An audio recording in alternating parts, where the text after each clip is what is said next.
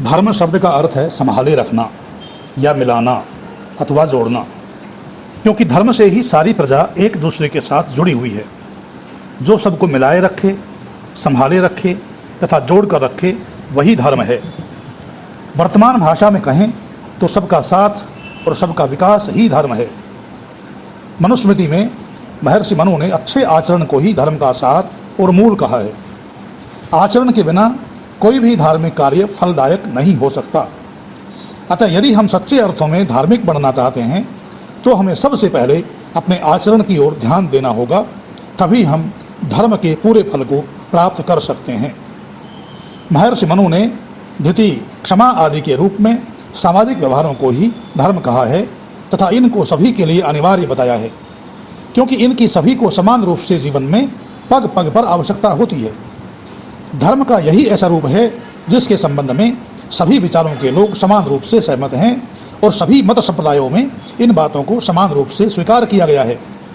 योग दर्शन में महर्षि पतंजलि ने मनुस्मृति जैसे धर्म के तत्वों को यम नियम के रूप में सार्वभौम महाव्रत कहा है। ये बातें ऐसी हैं जिनको सारी धरती पर समान रूप से सभी स्वीकार करते हैं। वेदों के पुनरुद्धारक महर्षि दयानंद सरस्वती ने सत्यार्थ प्रकाश के एकादश समोल्लास में धर्म के विषय में ये कहा है कि जिन बातों में सभी सहमत हैं वे सच्चाई, संयम, स्नेह आदि ही धर्म हैं।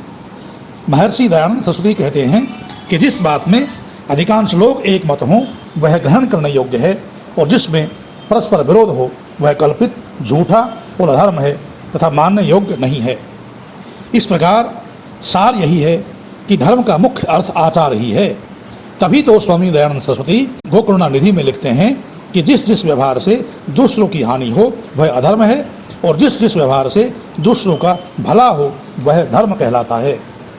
अतः धर्म का सीधा अर्थ है नियम और कानून का धारण तथा पालन करना। व्यवस्था सदा अपने अपने क्षेत्र के अनुसार होती है, अतः जहाँ की जो व्यवस्था, मर्यादा, सच्चाई, नियम है वह वहाँ का धर्म है। जैसे कि राज्य प्रशासन की जो व्यवस्था, मर्यादा, नियम या नीति है वही राजनीति या राजधर्म है। इसीलिए सनातन धर्म के सभी शास्त्रों में शासन व्यवस्था के क्षेत्र के लिए राजधर्म शब्द का प्रयोग किया गया है, जिसको आजकल राजनीति कहा जाता है। प्रत्येक क्षेत्र की व्यवस्था अलग अलग होने से ही धर्म शब्द अनेक अर्थों में प्रयुक्त किया जाता है। अतः ये बोलने वाले की इच्छा और प्रकरण पर निर्भर करता है कि कहाँ और किस दृष्टि से धर्म शब्द का प्रयोग किया जा रहा है। इति ओम सम।